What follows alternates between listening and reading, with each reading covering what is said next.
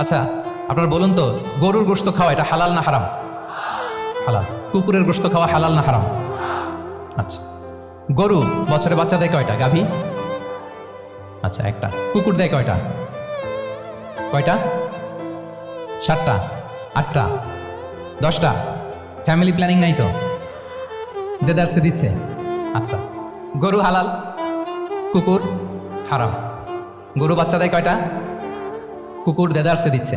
তো তারপরেও বলেন, আমাদের এই যে বাংলাদেশে আমাদের কুরবানির ঈদে লক্ষ লক্ষ গরু জবাই হয়, বিয়ের অনুষ্ঠানগুলোতে এত গরুর গোশত আমরা খাই, প্রতিদিনের চাহিদা মেটানোর জন্য তো কত গরু কোরবানি করা হয়। এরপরে বলেন, বাংলাদেশে গরু বেশি না কুকুর বেশি?